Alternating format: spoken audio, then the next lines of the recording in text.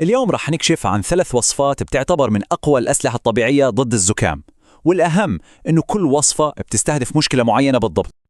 هاي هي صيدليتنا الطبيعية المتكاملة، يعني عنا حل الاحتقان وحل التهاب الحلق وحل السعلة الناشفة. يلا نبلش بالأولى. نبلش بأكثر مشكلة بتضايق الكل، هداك الشعور بالاحتقان والبلغم اللي ما بخلينا نتنفس. الحل بسيط ومريح، كاسة شاي زعتر وينسون دافية. السر في هذا الشاي هو قوته المزدوجة.